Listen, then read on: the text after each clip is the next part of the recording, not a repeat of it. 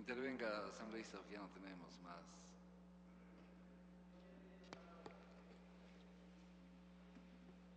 Le damos la palabra a Carlos. Sí, al final. Usted. Gracias.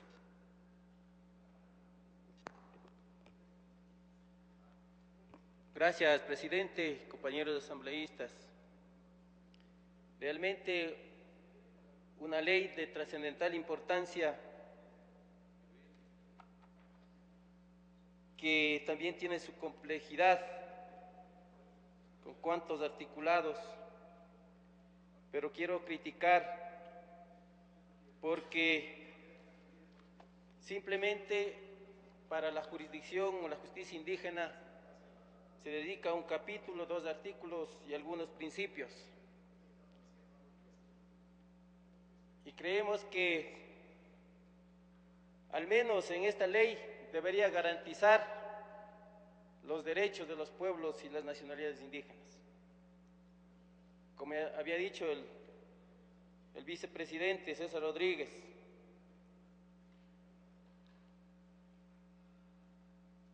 antes que esta ley y la Constitución, o cuál es la supremacía de la Constitución, es aplicar directamente, como dice aquí, las normas constitucionales y las previstas de los instrumentos internacionales de los derechos humanos. Totalmente de acuerdo.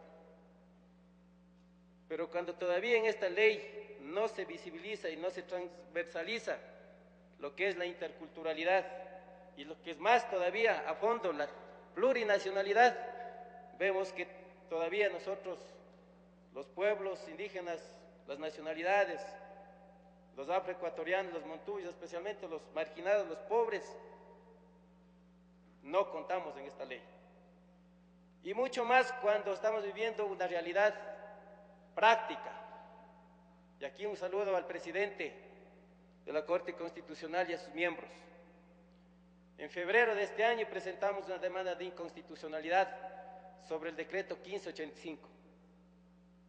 Tenemos una notificación, sabemos en qué sala está, pero de ahí no pasa.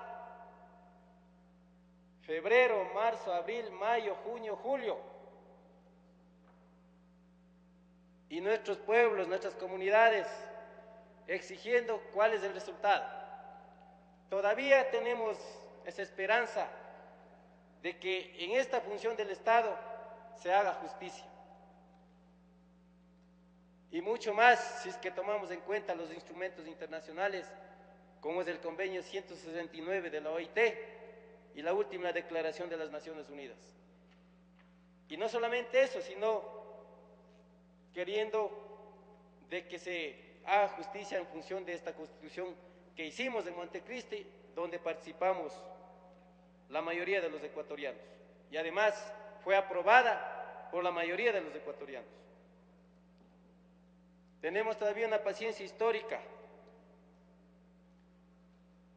Ya no estamos solamente en las protestas, tenemos propuestas y estamos trabajando en todos los espacios, al interno y externo de esta función legislativa, y por eso es que hoy en la Corte Constitucional estamos peleando basándonos en la Constitución y en los instrumentos internacionales. Esperamos, como dije, con paciencia histórica, que eso brille en justicia. Respecto a los principios en el artículo 66, hablan sí de la interculturalidad, del pluralismo jurídico,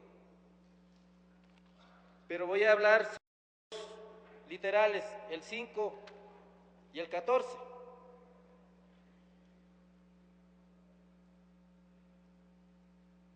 Cuando se quiere aplicar una lengua, dice que de ser necesario se pondrá un traductor.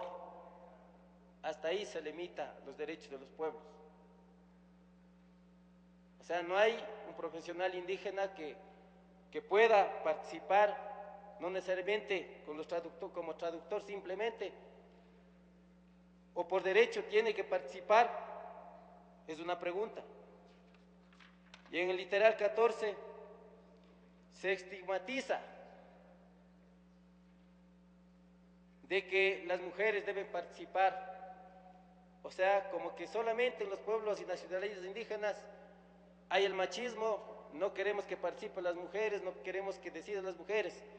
Yo veo en los otros articulados, ¿dónde está el principio de equidad, de paridad?